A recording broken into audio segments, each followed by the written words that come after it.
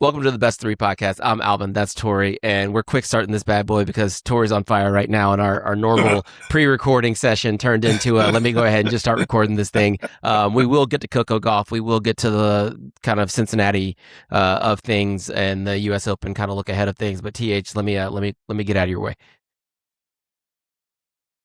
The commentators made a point to say this was, I want to say, Tiafoe's second Masters 1000 final. Right.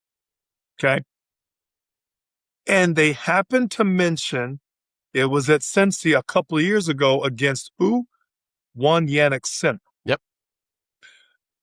Winning a 1000 is not easy, and you need the right set of circumstances with your game, let alone the draw. I was thinking back about how Francis has been a Wimbledon U.S. Open semifinalist. That is correct. Beating players like Nadal. I mean, this guy's former top 5, if not top 6. I mean, he's a phenomenal tennis player, and he's only had the chance to get to a few 1000s. My challenge for all of the men right now whose name don't end in Alcaraz or Sinner is you really need to clean up as much as you can in the current lull, not only to be a threat for the big ones while they're currently a little dinged up and not being consistently a part of, but just to prove it to yourself and to prove it to the field so that you can go through the draw of the 6. In the Open, it'll be 7 matches straight through. It's a long 2 weeks out of it. And when I was a little bit concerned with Ben Shelton was having such a solid Toronto and having such a shaky Cincy, it kind of tells me that he might think that these things are a given. If I'm playing well, the draw opens up just right for me, I should do well. I should win these. But this reminds me of a lot of players who you think have bright potential and a big, huge future in front of them. And Alvin, the future is not promised. No, that's true. So you've got to strike while the iron is hot. And right now, I see it isn't just that he didn't do as well in Cincinnati. It's that he's now let other players come in and fill the vacuum. That's my concern with a lot of guys right now going into the U.S. Open. So my point I was leading with was we don't know how many more 1,000 finals that a player may get to. And we're talking about players of the top 5 caliber, let alone top 10, and there's not a whole lot of them. So that was my thought to you, was to say, this is a great lull. History will come back and say, during this period of time, what did you do while those two were out? We know what they did while they were both in the tournament. What did you do while they were out? And I'm not so sure that the rest of the men on the tour have answered the bell as clearly as they could have. And this U.S. Open is going to be a great opportunity for them to, in my opinion, sneak the last one in. This is legitimately an opportunity start 2027 for Sinner and Alcaraz to both be healthy and maybe start in the next year. And then, if past form remains true to form, we are back where we started from, and all the cars are back in pole position. And that's where I was going with this. I just feel like sometimes you don't realize the universe has dealt you a lull in the storm. Did you handle that lull while you could? And I give hats off to Tiafoe today, especially the Feast. They rode the way they needed to for both players. Needed a good tournament, and they both had a pretty solid tournament. Can't say enough about Francis's resurgence this last year, playing some good tennis. But Arthur Feast, who had some unfortunate injuries earlier in the year and last year, I felt like came out like gangbusters and really put the smack down enough to say, guys, perhaps you forgot about me. My name is Arthur Feast, and I'm a contender for the U.S. Open. And that's what I feel happened today. Okay. All right. We were going to start with Coco, but we're here. So we'll figure that we'll get our way over. We'll get our way over to that side of things in a bit. Actually, I know how I'm going to handle this, but we'll get there. We'll get there. I'll take everything you said, and I'll give it back to you in this form. Yep. You mentioned the lull, right? Yep. The lull. The players who are not Carlos Alcaraz and who are not Jannik Sinner and for the most part, are not Alexander Zverev, who is extremely consistent at Grand Slams, and Sure. obviously you take Novak into consideration here as well. They are part of the lull, if you will. They are not, or have not to this point, been Grand Slam contenders because of who they are as tennis players, still developing or maybe not having the top end to get it done in best out of 5 sets against these other players that I mentioned earlier. I don't blame them. No, per se. I don't blame them at all. Actually, it's just it is what it is, and that's fine. We're in the midst of greatness here with these with Sinner and Alcaraz, and obviously the long shadow of Novak Djokovic. I would say I look at someone like an Alexander Zverev, right? Who did exactly what he was supposed to do at Roland Garros and took advantage of the situation. Right. And then he did exactly what he was supposed to do at Wimbledon. It's like, no, Carlos, cool. I'll show up in the final. Like, did it? He took advantage of the situation. He lost, 100%. But he played well, played valiant, played brave. And now here we come moving into New York. And I love this, this return to hard court. We haven't been on hard court, since effectively since Miami Open in March, right? Going in April. Everyone's pretty neutral on hard court. We get 3 solid tournaments here to kind of get ourselves ready, see where players are. And I think the Masters 1000s can be a bit of a false signal, especially when they're not fully attended by all the top players. And this is specifically on the men's side. We'll get to the women's side. And I think the last 2 weeks or 3 weeks of tennis on the women's side have been fantastic, 100%. Fantastic. But on the men's side, you see someone like Artur Fils win this tournament, right? And he played well, and he managed himself well, and he got the job done, which is fantastic on one hand.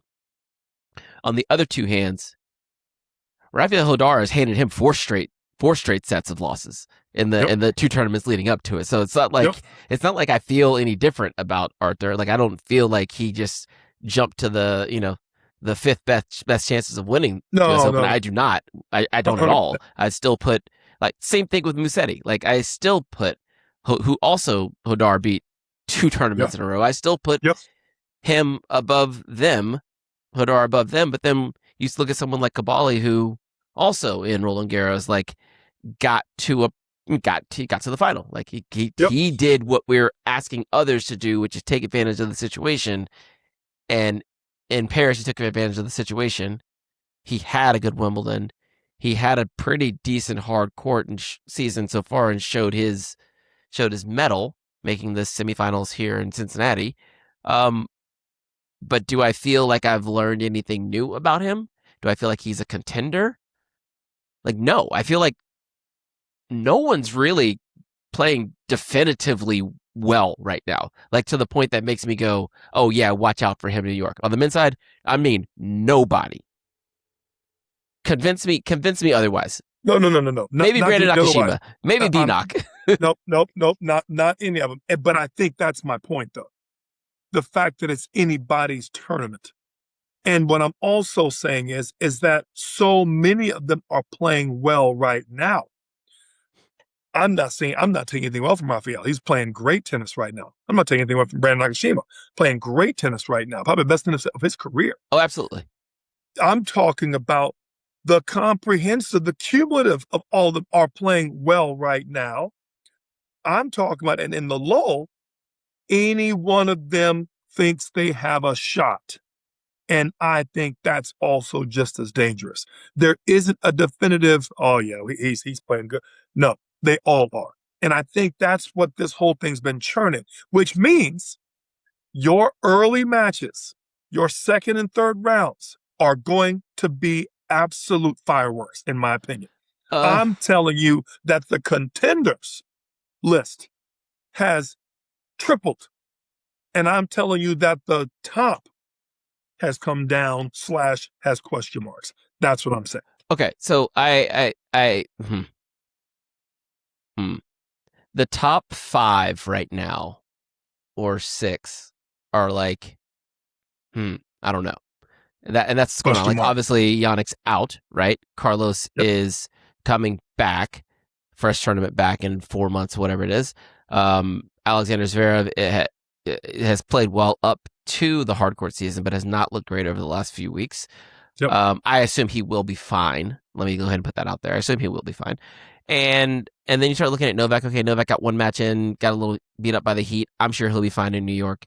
Weather looks really good next week. I'll be there. You'll be there. We'll be there for qualifying rounds. Pull up and say hello if you see us. and then you start looking at Taylor. You start looking at Ben. You start looking at Felix. Like Taylor, Ben, Felix. Like, okay. They're all playing okay. Like, I would have liked to see Ben follow up that, he didn't drop a set he was in Toronto, right? And then, now granted, he got to he won the final.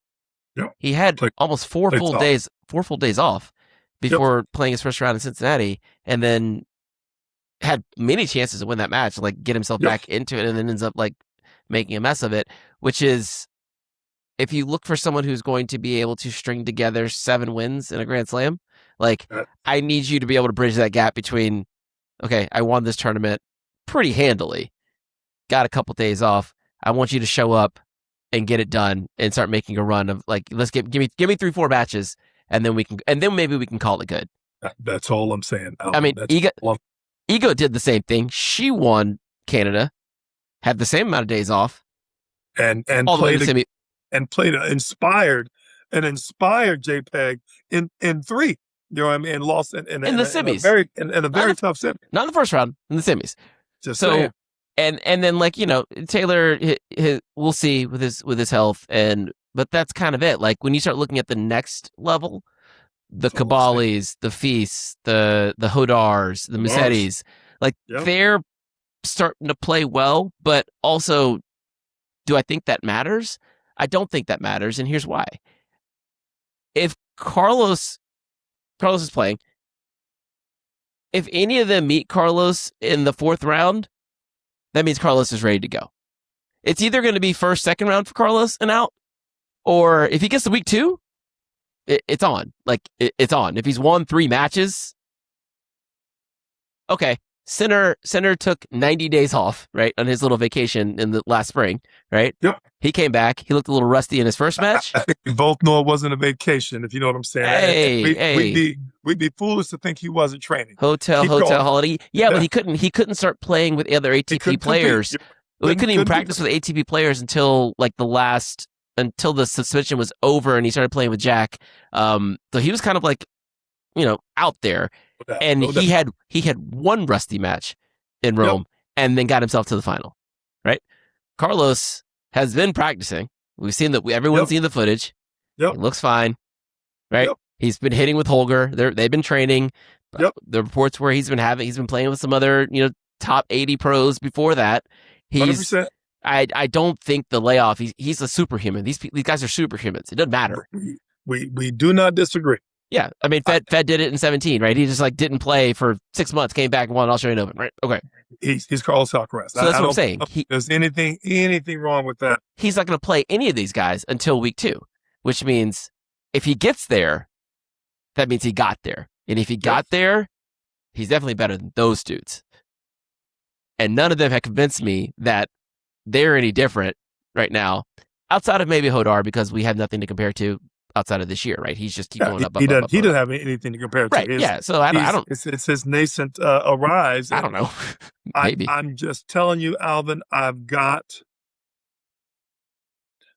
just think that the depth of the contenders has. I'm not saying put money on it in Vegas. I'm not saying do anything different. I'm simply saying the depth between 8 and 20 is significant, and I'm also saying that I wouldn't put it past any of these guys who are playing well right now. There's so many of them that are playing pretty well right now, to at the very least take some of the better guys 4 and 5 sets early, drain the tank, and make them that much more dinged up in the second and in the third going into the fourth and fifth round. And I think the first week's going to have a lot of fireworks.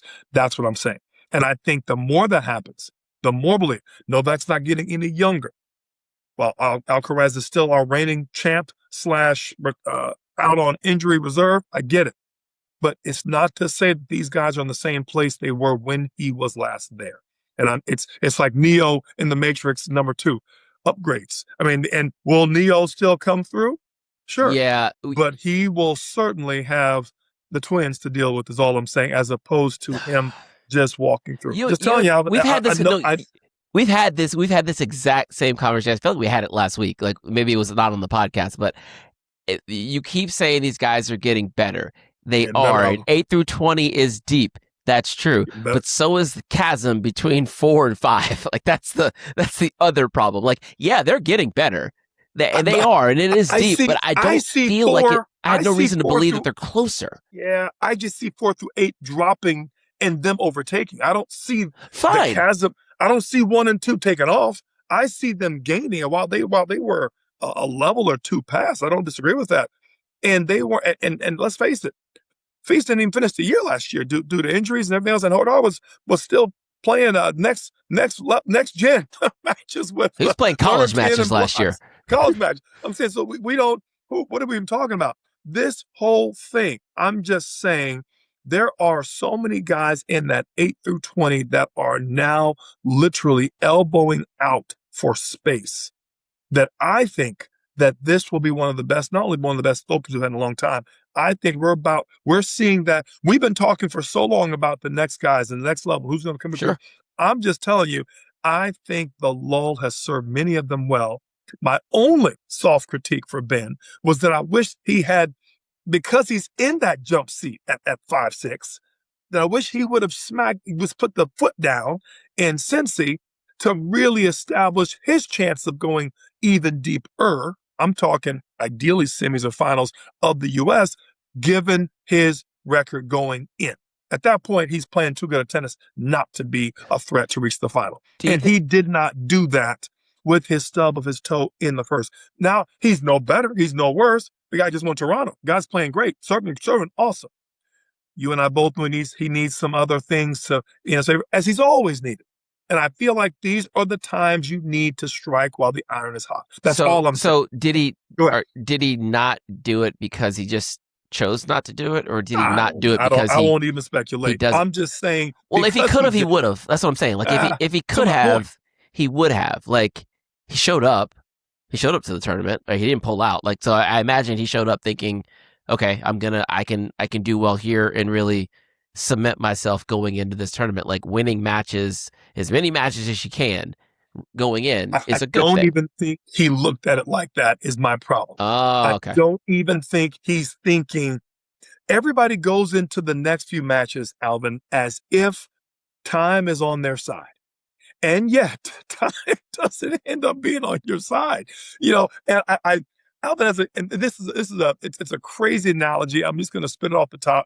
I remember there being so many, I'm probably early 20s. I'm thinking of all the good quarterbacks that I saw in the league that thought they were going to win hoist the Lombardi trophy. And I remember them, how high they were on some of these guys, like, your Dan Marinos and all, even way back, you got even the great quarterbacks of the 49ers era. And time wasn't on their side. And then a couple of guys you hadn't even heard of or didn't think were going to be quite that good end up winning 3 or 4. You're like, whoa. And then this bench player that you thought named TB12 came out of nowhere as a bench player from Bledsoe. And you didn't realize you were playing on borrowed time. And Marino's one Super Bowl ended up being his only Super Bowl. Flip over to basketball. So many guys in 90s, early 2000s, 2010s thought they were going to be the next. They weren't. The dynasties took over and they just didn't have, and before you know it, your chance of winning a championship were gone. Flip it over to tennis now.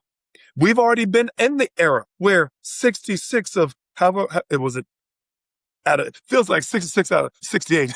But saying, 60 out of 74, whatever, were taken by 3 people. And now you are in the 2.0, if you will, version. Any lull you have to take advantage of because time is not on your side. You do not have the perspective. You can't have the perspective of, oh, I got 8 more years. No. You really only have about 8 realistic shots. Take them while you can because they're not promised. And that's all I'm getting. I think these guys need to look at it like, I need to ball out right now because I'm playing good. I can't think about the tour. I can't think about I gotta get in while I can, lull or no lull. And I gotta put up or shut up right now because I don't know if this same situation will happen a year or two from now. Let those two get back in pole position. Well, my pushback there is the two. I'm with you in principle, and I understand where you're going with the football and the basketball comparisons. Just kind of specifically, the team aspect of those two make it very hard to. There's a lot of things outside of your best player's control that keep you from winning. But 100%. But the specific thing about the tennis is like there are no players hiding. They're not hiding. They're coming. When they're coming, you see them coming.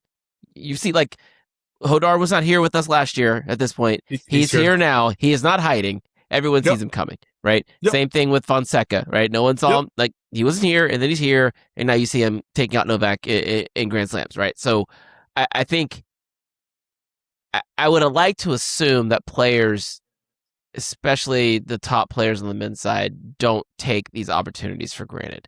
I feel like someone like a Cobolli, who was in the French Open final, genuinely knew that this is my chance. I might not get this chance again.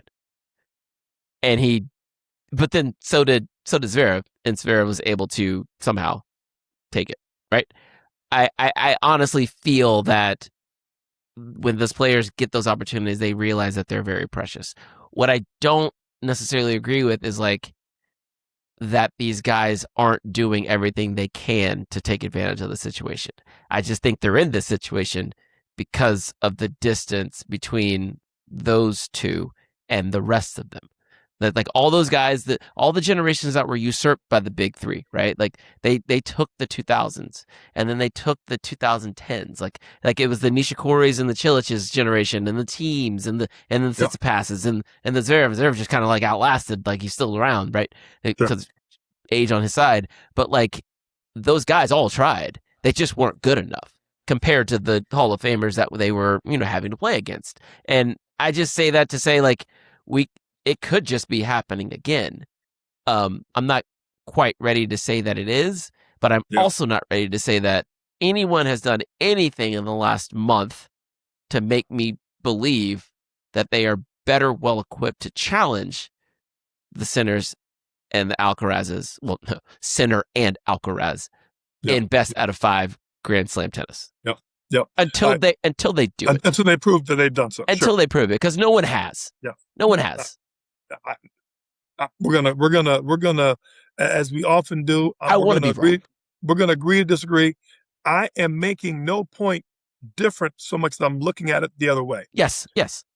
That's all. And I really feel like that I'm gonna call them the dirty dozen, for lack of a better word. There's probably 12 players. If I had to sit here and you put a gun in my head and say, TH, give me that dirty dozen by name. And I would give you 12. I'd probably have 15, but I'd probably whittle it down to 12 to fill in that 12 that I think the 6 of the 12 for sure have a legitimate shot of getting to the quarters of the next big event by looking at what body of work they've done up to this point. And I'm not including our 2.0, on track for Hall of Fame types. And I'm not including our should already be in the Hall of Fame outlier and Novak Djokovic. And I'm certainly not including Sasha Zverev, who ball to intents and purposes is something of a monolith himself. You know what I mean? For as long as he's lasted on the Dawn Tour with his now one Grand Slam next to his name.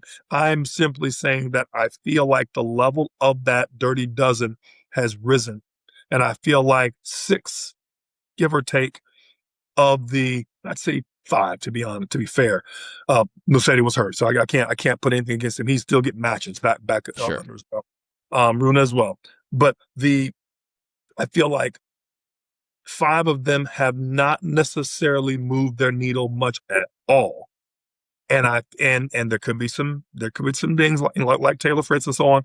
I just feel like the others are starting to catch them quicker. And if that's their seed, they know they can beat them now. And now you've got some of the upstarts taking wins off of players like Novak, taking sets off of players like Sinner. And now you're saying to yourself, why not now? And that's the only point I'm making. And in the lull, I feel like some of them have trained harder to take advantage of the lull than others. And I think that's the only place I'm putting it. I feel we are literally in store for fireworks that I don't think we've had up until the present time for the last several years, because the rank and file have just done what they're supposed to do, which is lose valiantly to the top players, while we kind of sit back and wow and wonder, is this going to be another epic final between Carlos and Jannik? And that's all I'm saying. I think this year could change some of that, and we could start getting some more people on the podium. Okay. That's right. So I'll sit here with it. The U.S. Open will be interesting. Yep. It will be interesting. It will be interesting. I do feel like the winner, obviously, it's Sunday, August 23rd. The draw doesn't come out. The tournament starts in 1 week, the following Sunday, the 30th.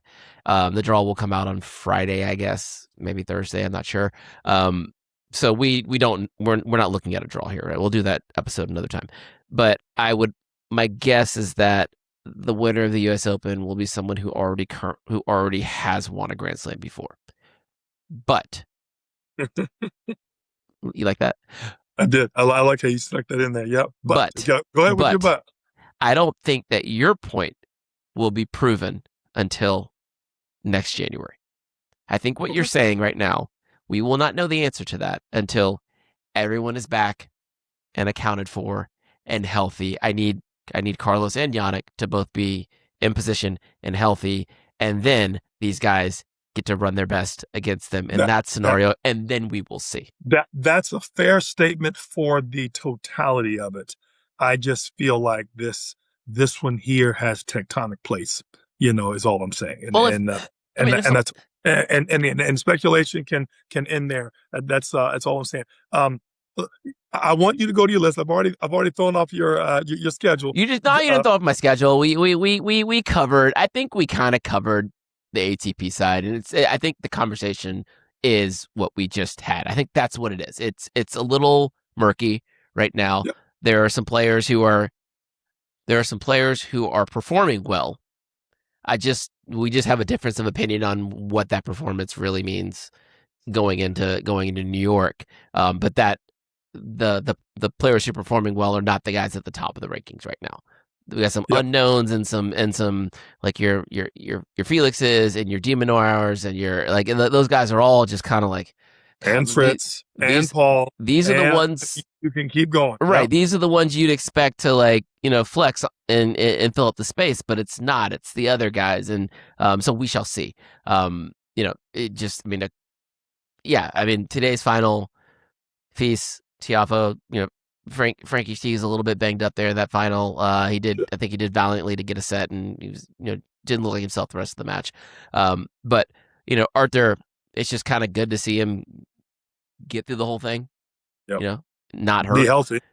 It's good. It's good to see the other Italians, Musetti and Cobolli making good showings. As you mentioned, Lorenzo still, kind of trying to get to his 10 match. He's probably at about 10 matches now. 10 to 12 matches. Yep. And he'll and again, and Lorenzo plays well on hard court as well. So he's certainly not a, he didn't look bad. I tell you what, he got to the quarters. He didn't look terrible. He didn't look terrible at all to still be getting matches back. The guy looked, his backhand looked as clean as it always looked, and his forehand and the slice are still money. So if anything, he's back true to form.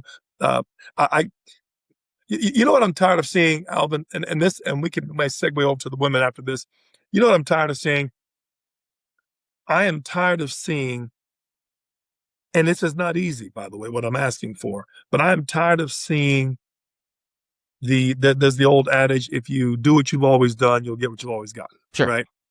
And what I'm going to say tired, I'm by no means a critic of the ATP or the WTA. This is a phenomenally difficult sport we play, that we watch, that we critique, it's insanely difficult. And your best day today is almost, it almost tricks you to thinking that it's possible tomorrow. Trust me, I've been teaching this game for the better part of 30 some odd years. What I am hopefully looking forward to in the future is players that embrace not just a winning strategy, but ways to not only cover weaknesses and develop, but that continue to realize, if I do this, you can't stop me. I'm not playing like hope is a strategy. I'm not hoping to be competitive. I'm not playing to be high percentage. I am playing, training, getting my game good enough that I don't need to hope for mistakes from you. I can take care of it on my own end. And if you should play well, and I'm banking on you playing well, I still have the goods to beat you. That's the stake we're playing with. And I feel like for a long time, especially on the men's side, players were playing high percentage, hold your serve, get the break, serve it out, manage, game manage appointment. And that has proved not to be good enough. And a couple of players have proved that, why don't we just go for broke and then just see how far we can take this thing? And it's left a whole generation of players wanting. Players that were phenomenal by any other generational standard. And now I'm seeing the young guns. And we talked about this almost a year ago with the young guns coming up. We didn't all know who all that group included. We talked about this on our age podcast. The age podcast. Right? Some of these young players are starting to come through like they weren't told about high percentage. They weren't told about what they could and couldn't do, point game management and such. And you're starting to see those players' games start to come to fruition. And that's what I love seeing. And that's why I'm so big on the contender. I don't want to bake more into the contender than the word implies. They're just that, contending. They are not proven. They're not bets in Vegas. They are just that. They are contenders. And technically there's 128 of them. You know what I mean? When y'all get said and done. I just feel like the dirty dozen of this upstart group is starting to push the envelope, potentially starting to believe that they have a chance and starting to really see the fruition of their game, where if they do what they're supposed to do, they can push to the final 4 or 5 days of a Grand Slam. And I think that's what I'm looking for. And I'm finally starting to see it. And that's what I'm excited about. Yes, January will be a better take of it in the Australia for next year than now. 100%. Yes. Will it be a whole full year before we know? Of course.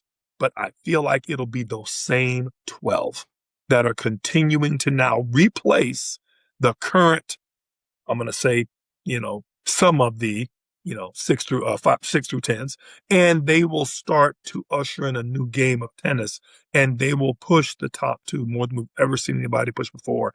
That's what I'm saying. And I think we'll start, but I think it starts and has been starting over the course of this last several months. And I think we're going to get it all to a culmination in the U.S. I'll ask you a question and then tell you a story. Yeah. My question is, when you talk about this group, the contenders, yep, who is if we're talking like, YouTube, who is your thumbnail?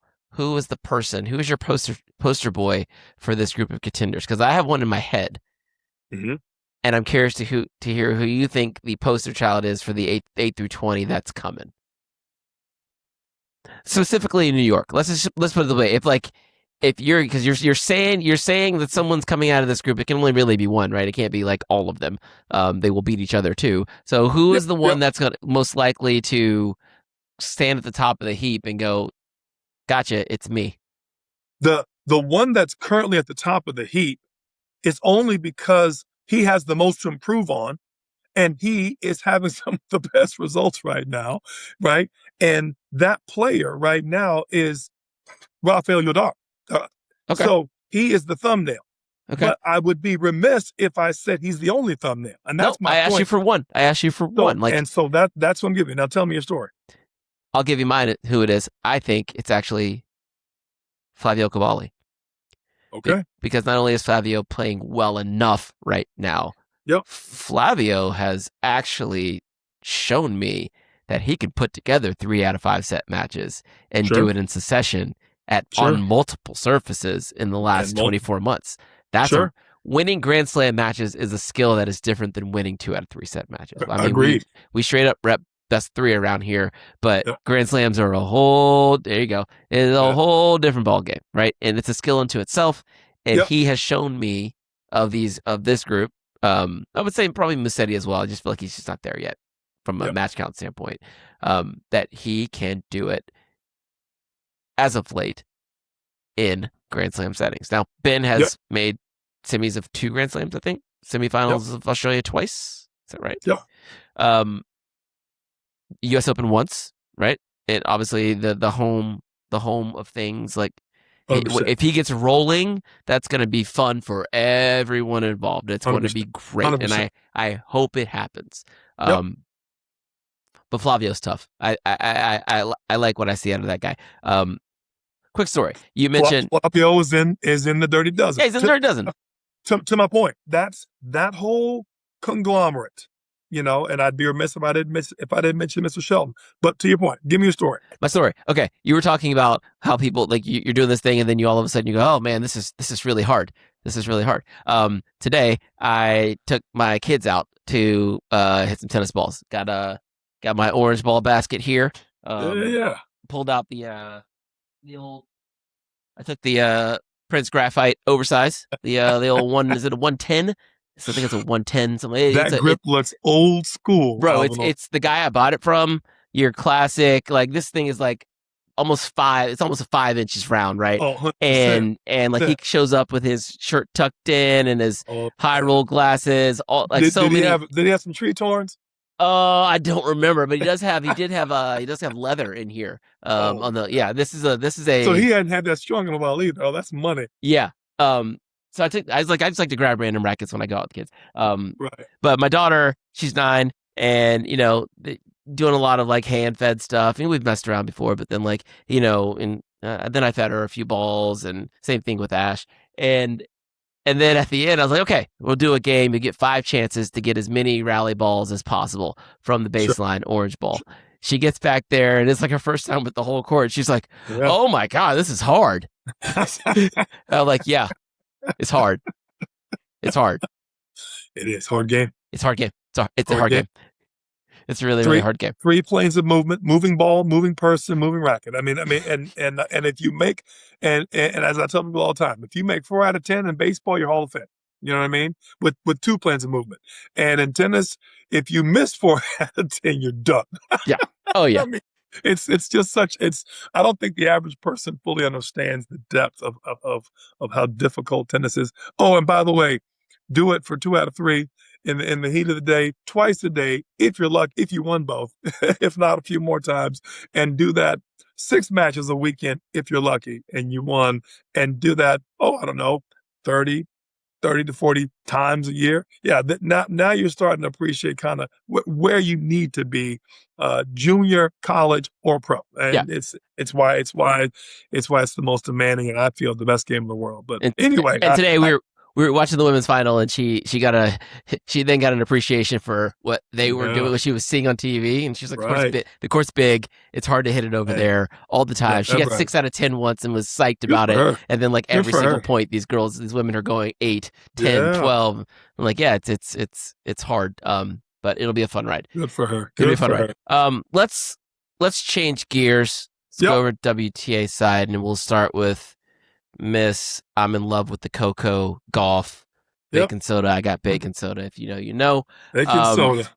It's she yeah, exactly. The DJ in Cincinnati, like the beginning of the tournament was very Ohio, very Midwestern, Midwestern feels. But towards the back end of the tournament, maybe it's a night session, I don't know. But I get I'm in love with Coco. I Did get they? Oh, they play OG oh Genesis. yeah, Oh, it was great. Someone in the crowd was chanting it, and then also like Francis finished playing against Brandon, and the DJ starts playing Wale, and DC oh, chilling. I'm like, this is oh. great. This That's is what what I'm I talking love to about. see. That's what I'm talking This is about. what I love to see. They got to get good enough to keep the music tight. You know what I'm talking This is about? what it is. This is what it is. But Cincinnati, you redeemed yourself. New York, get ready. I'm sure it'll be great. Coco, Bring the same DJ. I think they got DJs. I think they got DJs in New York. I think they couple DJs in New York. Coco Gauff rolled JPEG today. Yep. I think it looked like JPEG had a little too much, Coco. Yep. Still feeling the effects of that Iga match. It was a fantastic Yep. match. Coco is obviously playing well right now. I was just kind of looking at her last few tournaments. She's played 3 tournaments. Last 3 tournaments were Wimbledon, Canada, and Cincinnati. Semifinal Wimbledon, semifinal Canada, wins Cincinnati. Eerily similar to her U.S. Open run a couple years back. Like the serve. We talk a lot here about the second serve return being the like kind of the table turner in women's tennis right now, and you saw it a lot in Pegula versus Swiatek in the semifinal yesterday. Yes. 2 days ago. Sorry. Might have been the difference in that match. Right. JPEG stepped up and took it away, and just went to it. Second serve. Drew double faults out of her, like 100%. a lot of quick, easy points off the second serve return. Played really bold there, and that is an obvious weakness in Iga's game right now. Right, we'll come to her in a little bit later. But Coco, who is now able to pump 120 with regularity on the first serve, nasty movement. 100, 105 on the second serve. Like you're not getting that from many women outside of her, maybe Aryna, who does have more of a traditional kick serve on her second serve, and then Rebecca. Even JPEG, one of the best servers in the game, ironically due to her height, her second serve can be suspect. But Jessica could not do to Coco what she did to Iga. Iga day before. Yeah. 100%. And then the forehand, like we've talked ad nauseum, so is everyone about the forehand. It's still leaking a little power in spaces, but like it is building the right direction. Like it is a legit. Actually, I'm gonna stop. I'm gonna stop right there. What'd you see today? What'd you see this week from Ms. Golf? I don't think it's leaking power. I think it's lacking commitment. Well, that's what I mean. Like the power chain. She's leaking power out of the power chain. And leaking, I get you. And I just don't think it's in the segment. I don't think it's in the kinetic chain. I think it's commitment mentally. Oh. Let me tell you what I saw.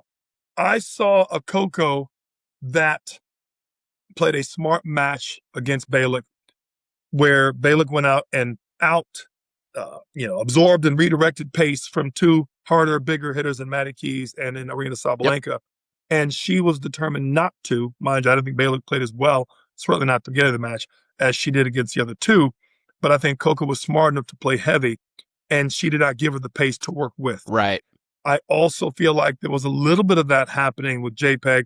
The only problem was JPEG was just, in my opinion, just out of gas from that match before. And so today wasn't even JPEG's. She played phenomenal the other day, I thought, and played just as, and the flip was today. She played very, if I dare I say, below average for JPEG, and you know how much of a JPEG fan I am. Absolutely. Having said that, I didn't feel like Coco had to play her best tennis.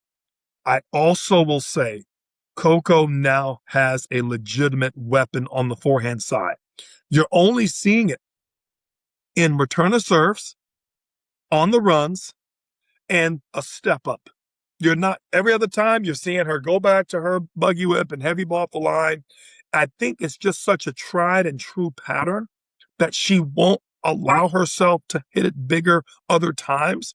But I feel like if she starts to truly commit to it and goes bigger, I'm talking on the midcourt ball, on her center shot, I still see her rolling the forehand on the back foot, left foot in the air. I just don't see it being a committed movement pattern. But let me say this. She's hitting every darn return pretty big, Alvin. So I kind of feel like it's not that it's not there. It's not like she has to remind herself. I just think she's so comfortable pushing you back. Maybe the courts are slow and gritty in Cincinnati. I'm not sure. But clearly the ball had some movement on it. I just feel like she also knows who she's playing. She's beat these players without a forehand. So she's not going to all of a sudden recreate the wheel. What I saw today was just that. Let me be smart. I know how to beat you.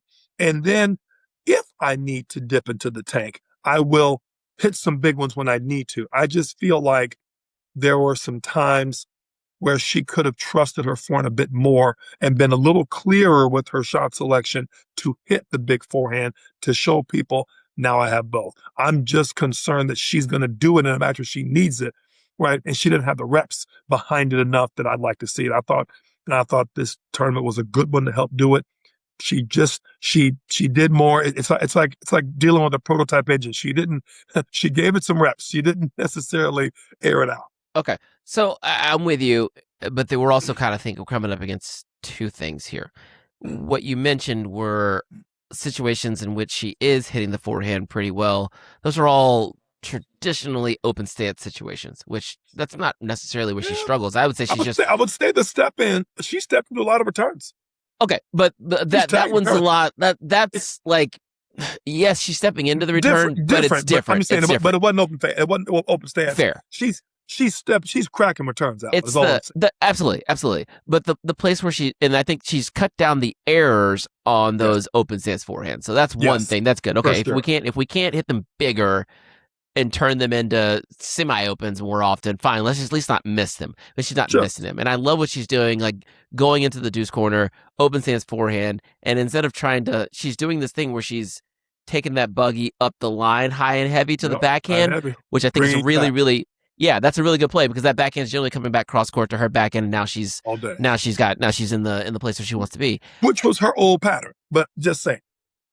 But for some reason, it just feels safer right now. It has more shape and it looks cleaner. Heavier, but going. The one that she's having trouble with, which I also see her still kind of checking down to the slice every once in a while, is balls kind of net high in the middle, which I don't care how much work you do. If you're still rolling with a Western grip, that's going to be hard.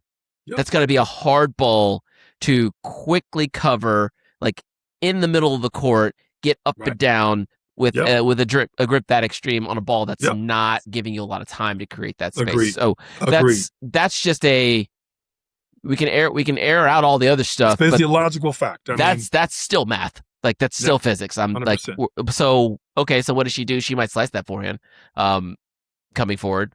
Yeah. Okay. Fine. She's still moving forward well enough. She's still taking advantage of that ball. Do it. Sure. So I don't have it's fine. She hasn't.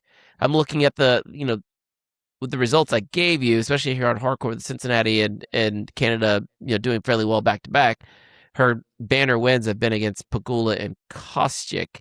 She hasn't really gone up against the players that typically make her, take away the time on the forehand side. We haven't seen that test yet. Right. But that ain't her problem, right? She's her problem. She's playing who she's playing, and she's building confidence as she goes forward.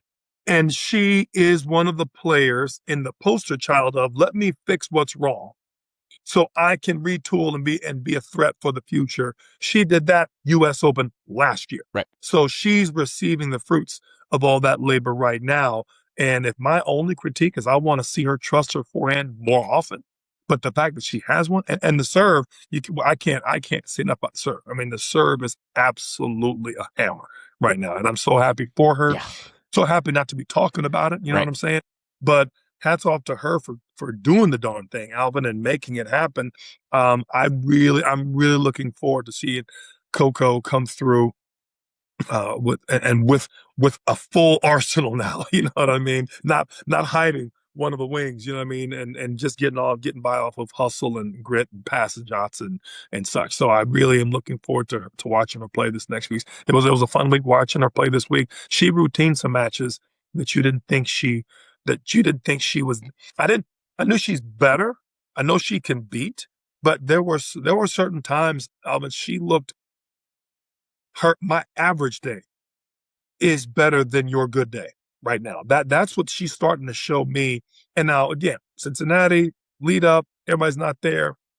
I get it, But I still feel like she's starting to show that. I'm not going to say Coco looked phenomenal all week. You know what I mean? So we can't put that out there. It wasn't like she played lights out. I thought there was some times in that Bailey match. I mean, she looked a little suspect herself. You know what I mean? But she looked solid. Knows what to do. Got the job done.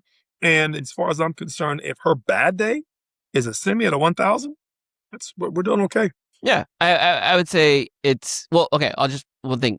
Cincinnati, same thing with Toronto or Women's Montreal. Can't remember they were in Montreal. Yeah, everyone on the women's side, everyone was there, and that's the thing that I like. My biggest takeaway, like as I look back at the body of work over the last 2 tournaments on the women's side, it's like I feel like the best players are playing well right now.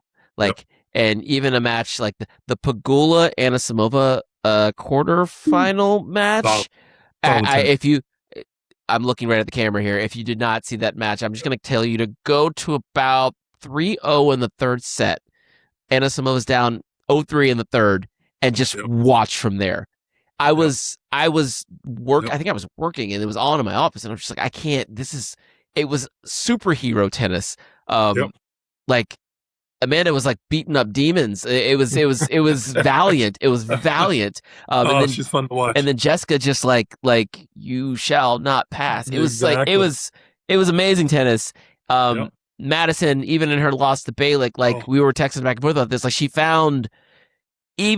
ran out of time and she found it a little too late, but she found that I'm not gonna invoke 2025 Australian Open Madison Keys or anything, but that patient aggression, that kind of happy mill where she's just like, okay, I got to make more balls. And then I always feel like Madison just can't make balls when she needs to make balls. And then she just did. And she just did. And I was like, oh, okay. And she was hitting them heavy and hard. She had taken. I think she lost that first set. If she had won that first set, to me, it was over. I mean, I thought she had the right strategy. She was doing everything well, and then just got a little slop with a few games. But I was also very happy to see Madison playing that level of tennis again, and because there may be 5 the hardest hitters of all time in the women's game, and they're all playing right now. And Maddie Keys, at whatever her age is, 31, whatever, is legitimate 2, if not tied for first. I mean, and I feel like you got to put Amanda up there near the top, and Sabalenka and Rebecca are not hitting. Oh, those 2, 1 and 2 in the world. Yeah, those 2. By the way, but I'm just saying, you look at those. There's some absolute ball strikers at the top of the heap on that side. And I got to say, the Elder States woman is still 100% relevant in that category for sure. Speaking of kind of continuing with that group, Iga, I know we talked a lot about Iga coming out of Canada. I think followed it up with another fantastic week. Sure, great week. Yep. Whatever we said about her last week, ditto.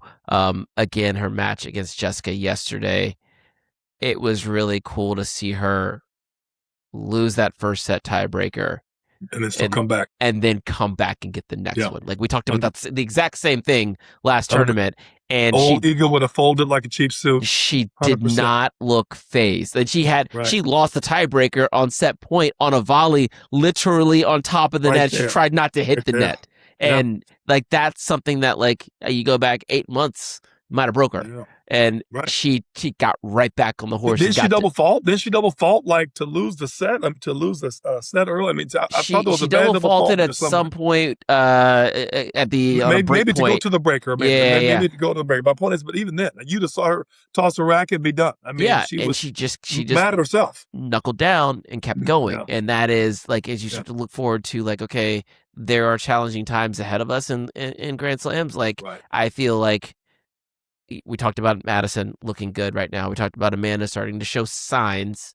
She's been a little shaky up to this point in this season, but she's showing signs. Sure. She's getting right at the right time. Jessica looks fine. Coco obviously looks fine. I think Rebecca, before getting hurt, being able to put together back-to-back solid tournaments. We'll see how her health holds up, but playing good tennis right now.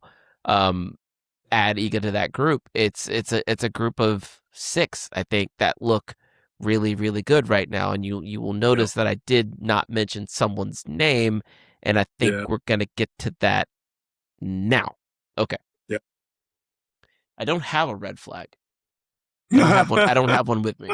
I got a But weird. if you did, you'd pull it out right now. I got a lot of weird things here in my. I have a red pen. But I do not have a red flag. We'll have to get you one. There's a fire blanket over there. I could grab that off the wall, but I don't know how to put it back. Yeah. Okay. So the Sabalenka thing, and I was sitting Houston. I thought really, really deep and hard about this, and I was trying to figure out like there's just something small here, and it's not just what we talked about in the last episode, where it's like it seems like it's either her focus is not there, or her respect for her opponents is not there, because it's not like she's losing to any of these women we just mentioned. She's losing before that. She's losing to other people, which is that's a little concerning. It's a little atypical for our world number 1 and reigning U.S. Open champion. The big thing that kind of jumped out when I started looking at like, okay, what can I really tease on here is it's really her serve return. Like in the last year, her all of her numbers on her serve have gone up. First serve percentage is up slightly.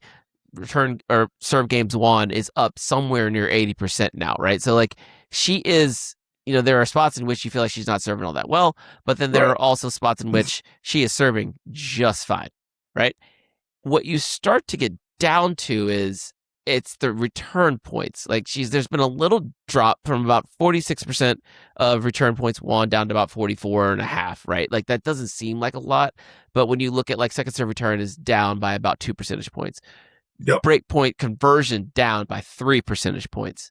Return games total won down by almost 4 percentage points. Like when we start to look at like what does that mean in the aggregate, that means one fewer break per match. And if it's one fewer break per match, right? Now that match that we that set that we won 7-5, we don't win 7-5 anymore. Maybe we lose a 5-7, right? And now we start getting ourselves into situations that are not. They just force Aryna to be a little bit sharper. And there's another stat that I want to circle, and then I'll pass to you. Last year, 3-set matches. Aryna Sabalenka was 11-6. 64% of her 3-set matches she won. Right? God, 3 sets now? 4-6. Oh wow. 4-6. So take that. I don't know if I'm more worried about the lack of total sets or the upside down. Her match counts both, down, right? If she starts losing early, her match counts down, right? Okay. So and you start looking, she's only lost 2 matches in 2 sets this year. It's not like that. It's not like that's the problem. Right. She's lost to Naomi in 2 sets, and she lost her most recent match in 2 sets. That's it. That's it. Yeah. It's if you take that return number, the percentage base that I gave you of return games won, and you move it 3.7%, right? And then tease that out over 3 sets instead of 2, the margins just become a little bit thinner. And that it's just enough. It's just enough to start losing some matches that we usually just kind of get through. Like a 5-4 match turns into now we're in 3 sets and I'm feeling a little not match tight. Right. Tell me I'm dumb. I'm sure sure the comment section will do that as well. But I want you to just talk me off this ledge and say, Alvin, everything's going to be fine. But I will say, I'll leave you with this. I do trust current form over what you've done in your career. It's not it's what have you done for me lately. And lately, there's no question. There's no question that there's a red flag. I'd say a caution flag. I wouldn't say red flag, but I hear you. I am concerned with her not developing more finish, more net presence, more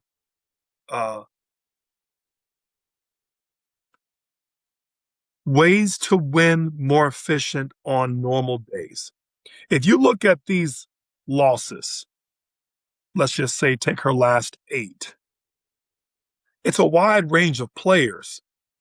One could make the argument, Alvin, that she just looked past them. These players typically go away. These players typically don't play that strong. These players aren't real threats to her. She'll just stay solid. This is what I mentioned earlier when we first started. They're just part of that old school. Let me just hold serve, get the break. I'll hold my break. I'm fine. Right? Mm-hmm. Sarah Balick, Haley Baptiste, Deanna Sorana Schneider, Castella. Sorana Cirstea. Yeah. Right? These are all players that you and I would say, yeah, she should handle that. Ekaterina Alexandrova. We could say all these players like, yeah, she can't beat me. I can lose to her, sure, but she can't beat me. And I feel when you're getting these kind of matches, and mind you, Ekaterina played phenomenal in that match, and just would not be denied. But I say it to say, no different than Sarah Balick this tournament. I just say it to say, as a top player who's been atop the WTA rankings for the better part of the last 3 years, you have to know they're coming after you. My concern for her just seems to be a little more of a, I'm going to say this as professional as I can say it, just looking past / not thinking that they can actually be a threat to her, and her game looks like it. She's not going out taking the racket out of their hand. She's not tactically playing a certain way. She's playing good. She's playing solid. She's playing high percentage. And then when they gear down to do more, it looks as if she is surprised that they are playing well. When if anybody knows, they always going to play well against her. She's the number one seed. She's number one in the world. You're their career win. Of course they're going to play well. You just have to come to terms with that and realize back when you were hungry enough to beat those same players, they now or you then. And you just got to get back to finishing people off a little sooner, come to the net more, go behind them more often, hit a few more droppers of some of these players that aren't good enough to hit you, and then lob coming behind them. You just got to do more of what you do well. Hit your big return, hit that next swing volley and come forward. Don't let it get back into a trade. She trades too much, Alvin. She trades too much with players that she doesn't need to really be trading with, not for 8-9 balls. And if you see her get pushed off that back foot to get off the baseline, she might be as human as anybody once she gets on the back foot and is no longer on the front foot. And that to me is what I get concerned with, is her normal style seems to get countered, or her off game, she seems to get broken. And Aryna has got one of the best serves in women's tennis, so those to me, they're just, I'm going to say they're question marks that a player of her caliber should start to be locking in more. And you're starting to see her, if anything, maybe not lock in as much or be a little more questionable on it. So you question the resolve, you question the does she have a little more of a, I've got to beat you better this time, as opposed to, I don't think you're good enough to beat me. You know what I mean? And that, when you ever get that kind of a, that kind of mindset, I think that's more of an issue for me, that there's something wrong than the other way around. I don't think her game is anything wrong with it. See, I think the mindset has to change and get back to, to chewing nails a little bit more. I think we actually landed in the exact same place, just took two different directions to get there, right? Like, yeah. You decided to jump on 85. I took 285. Like we're both at the perimeter. It's fine. Yeah. I think it just comes down to focus. It's focus. What you're talking about, like, because I agree, there's nothing technically wrong with Aryna Sabalenka. She is technically no different. I watched the entire Sarah Balick match, and she was doing a lot of the things that you were talking about. She was making big first serves. She was pushing Sarah to the corner. She was coming in and finishing off volleys, like until she wasn't. until it got tight, and she just like missed opportunities. It's always like we're missing opportunities. Like there's just like, it's just a little bit of sharpness, and that's why I'm like, just lock in. Like just lock in. Lock in. Take it again. Take it again. Because and don't back up when you miss one. Her dominance, I've said the same thing over the last few months. Like her dominance it's never been in specifically what she does on the court. It's her consistency over time. Like overtime. she Agree will with show that. up week in and week out, and she will apply pressure on the entire draw week in and week out, and this gets her to the last 2 days of the tournament pretty Yep. consistently, right? Yep. But I think to be able to continue to apply that pressure week in and week out, you need to be focused. And it's been 3 years at the top, right? So no, like, I don't think anyone would fault her for having a slight dip in focus or a slight dip in motivation, right? But I think that's what it is. And I don't know where the hunger comes in to get it back. It could happen. It could happen next week. It could happen in this Grand Slam. And I would love it because now we have 7 players who are now firmly in the mix. And that's fantastic. All the things you said about the 8 through 20 on the men's side hold damn well true for the 1 through 8 on the women's side right now. Got that right. And they are, fantastic. and each of them would be happy to take a spot off of Miss Sabalenka. And as you Bradley pointed out, and if she doesn't, she will, that number one will no longer be in her possession. So I'm not worried about her. I would, if anybody can get up for a match and play some determined tennis, it's Aryna Sabalenka. I do have question marks, and here's my thing, Alvin. I have more question marks early than I had them for them late. I know she'll show up late. I have more, looking at the majority. Her wins to Rebecca were in the early part of the year, right? And then she beat her in the Sunshine Double back to back. I thought she was actually playing very good tennis going up in March, or I guess that's almost April. I'm concerned that the upstart. This is back to my point with what the Dirty Dozen on the men. They are now starting to believe they have a shot. They are now, and if you have a game that she may not respect, that you can take the racket out of her hand, to me, those are the matches that I'm like, oof, I want to see you knuckle down here and lock in, because that's the type of matches she's been losing. You know what I mean? And you look at them, you look at the matches, you look at the round. They're those kind of, it's easy to look past.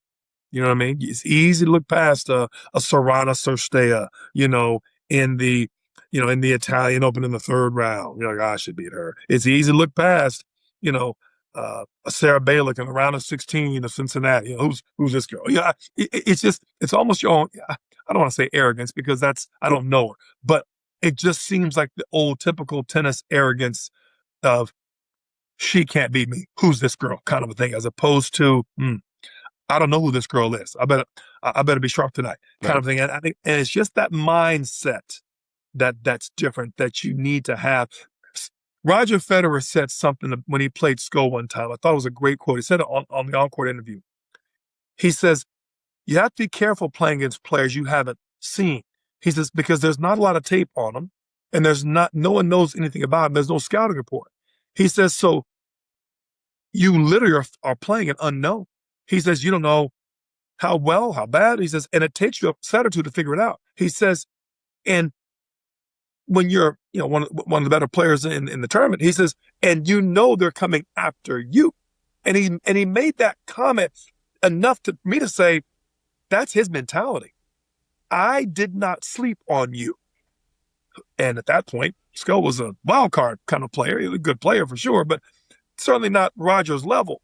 Roger was telling me in that moment, and that was 2006, 2007, he was telling me then, why is he Roger Federer? Because he doesn't sleep on players. And that's why he was a 20-time Grand Slam champ, right? And a multi-year off and on number one. And maybe that's part of the secret sauce that I'd love to see Aryna kind of get back to. Know who these players are. Send a player in your camp to go watch who these players are. Have data on every player possible. This girl's been playing. She's 20. She's been on a rocket ship a little bit. You have to realize how to play these kind of players. And if we really want to get this one done, it's going to be even more sweet in New York, but we got to do the little things right now and really lock in, because right now, to me, her struggle is on locking in and playing like it, playing like she wants to stay number one, playing like she owns number one. And right now she's playing like, I'm number one. You got to beat me. And players like, okay. And challenge accepted. the number one of things is, if Rebecca is not able to compete or at full strength, like that might be the saving grace, right? But I don't think anyone in the Aryna Almost Sabalenka hurt camp. eyes. Yeah, I Right. don't think anyone in the Because Aryna camp it'll carry forward in Australia, won't it? The task will still be there. It just gets delayed. right, and you don't want to be coming out of the U.S. Open with no hardware, I mean, yet holding a number one ranking, right? It's just like she's not going to want that. She's not going to want that. No. Sarah Balick, I did casually mention her in a podcast. I think it was in February. I'll go back and find it. Mm-hmm. But maybe it might have been end of year. We were talking about players to watch out for this year. Sure. Not because of what she had done, but there was one thing specifically, kind of two things. I looked at her age, and I looked at her return stats. She's like one of the best returners on the WTA tour, and it jumped out at me. And I was like, huh, that's... Yeah. And I looked at the match count. She played enough matches. That's a legit number. Makes an extremely high percentage of returns. And this is me just looking at her on paper, and had not seen her play. And then I saw her play, I think maybe 2 months ago, and it's like, okay, well, that's interesting. Right? We've seen some version of this. Maya Fluminensko was a version of this in Roland Garros. But this is different. I think this. This is not a fluke. This is like a real, like a lefty with wheels. With wheels, athletic slides, and will come forward. Willing to come forward and willing to grind and bang. I mean, she's she plays a very different game than Ayala, but is also lefty, also likes to spin, and will also take it to the return. I'm telling you, as a handful of Mr. Alvin Owusu, there's a bunch of lefties out there right now that are starting to flex some muscle. It's been really cool to watch. Yeah, it's fun. It's a lot of fun. I think we should wrap it there. You and I both traveling to New York next week. I'll be there. I'll be on site Wednesday and Thursday. Outside courts, watching some qualies, watching some practices. It's gonna be great. I hope it doesn't rain, but you'll catch me nowhere near Arthur Ashe. I ain't doing it. I ain't doing it. Yeah. The qualies matches are better to watch either way. Yeah, get out there. Just get on the ground, do the analysis thing, get some see the players, feel the ball, like just that kind of ground field work. It's gonna be good. So yeah, if you guys are in New York and you see us, one tall one small one, that's us. Come say hello. One righty, one lefty. Yeah, exactly. If you can tell which one's which. Cool. But yeah, let's put a pin in it there. Let's call it. I'm Alvin. That's Torrey. Best of three. We are out.